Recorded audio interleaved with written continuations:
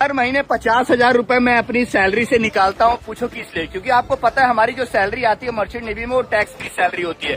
क्योंकि अगर आप कोई भी विदेश में, अगर आप इंडिया से 6 महीना बाहर रहते हैं तो जो आपकी सैलरी आती है वो एनआरई अकाउंट में आती है, उस पर गवर्नमेंट कोई टैक्स नहीं लेती है। तो हर महीना मैं 50,000 लेता हूँ। क्योंकि अभी देखो, अभी मैं घर आने के बाद, क्योंकि आप लोग बोले थे भैया डिफेंडर ले लो, कुछ लोग बोले फॉर्च्यूनर ले लो, लेकिन बात कहाँ फंस रही पता है? अभी जो मैं घर बनवा रहा हूँ उसके बाद पता है अभी पापा का इलेक्शन आने वाला, तो इलेक्शन में भी पैसा लगता है, आपको पता ही है।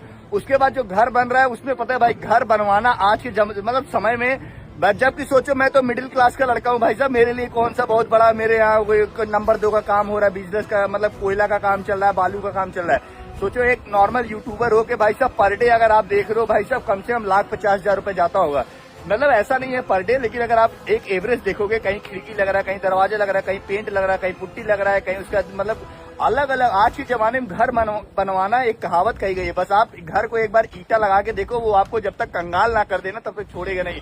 या तो अगर आप जैसे घर में 4-5 लोग मिलकर कमाने वाले हो तो कोई बात नहीं। हाँ, मैं गाड़ी लेने वाला था तो उसकी बात कर रहा था। अगर आप लोग बोले थे भैया कौन सी कार लोगे, तो मैं आपको बता देता हूँ, स्कॉर्पियो क्लासिक लेंगे।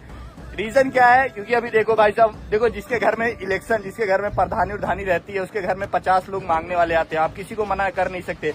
अब डिफेंडर लेने को भाई साहब लेने बड़ी बात नहीं है, 1.39 CR का था जब मैं लेने गया था लखनऊ के शोरूम में।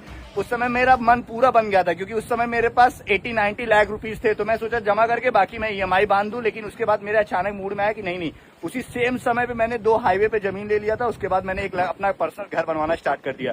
और आपको एक चीज बता दूं, अगर उस समय मैंने 90 लाख में, अगर मान लो अगर मैंने डिफेंडर लिया होता, तो मुझे पता है कितना उसका अभी आज उसकी वैल्यू कितनी होती पता है? मुश्किल से मुश्किल होती 50-60 लाख रुपए। लेकिन मैंने सेम समय पे हाईवे पे जमीन ले ली, 30-30 लाख रुपए मैंने मान लो जमीन में इन्वेस्ट किए, 2 जगह लिया।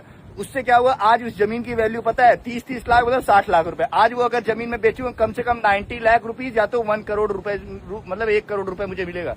और यहाँ पे मुझे लग रहा है आगे की तरफ मछलियां आनी चालू हो चुकी है, वो देखिए, क्योंकि समुद्र काफी खराब है, वहां पे मुझे लग रहा था मछलियां खेल रही हैं। ये देखिए उधर साइड।